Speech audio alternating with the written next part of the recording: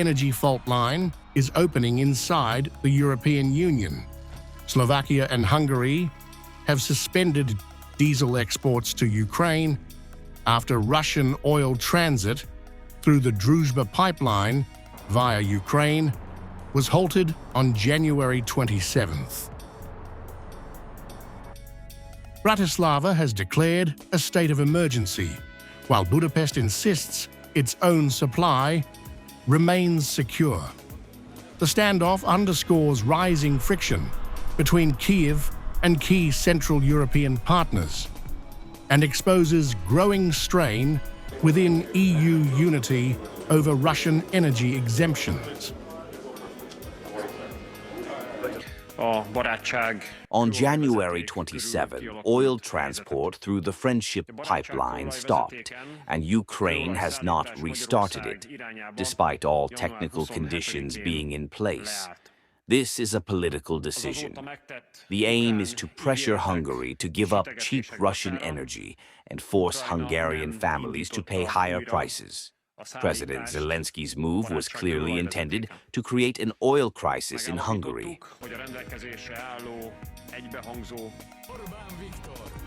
Hungary says it has 96 days of strategic reserves and plans to import 500,000 tons of Russian crude via Croatia's Adriatic route, an option permitted under EU exemptions for landlocked states.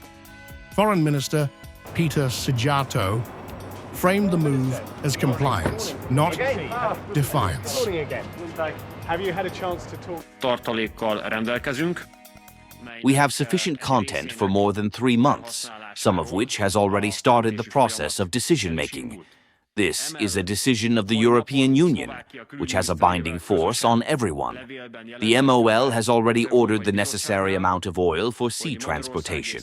The pipeline is being built, so by the middle of March, the amount acquired on the sea route can already reach Hungary.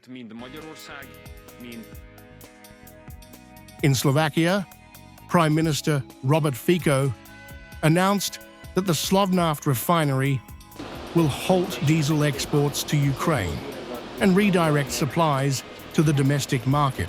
He also warned that electricity exports, critical to Ukraine's grid, could be cut. Ďakujem pekne. Slovnaft stops the export of oil to Ukraine and any other export, and everything that will be produced from home in Slovakia will be taught for the Slovak market. So there is no reason for us to consider whether there will be a sufficiency or not of oil production. Slovakia supplies so-called, let's call it, safety supplies in the event of a network failure in Ukraine, which need Slovakian electricity to stabilize their systems. In January this year, so much electricity was sent to Ukraine that it was twice as much as in the entire year 2025. So probably these supplies have some significance for the Ukrainian electricity system. If President Zelensky feels that this has no value, that he does not need it, we can decide to withdraw from this cooperation when it comes to electricity supplies. At the heart of the dispute lies a deeper dilemma: Central Europe's dependence on Russian crude, EU sanction exemptions, and Kyiv's leverage over transit routes. As the war reshapes Europe's energy map, the question now is whether solidarity can survive when supply lines become political tools.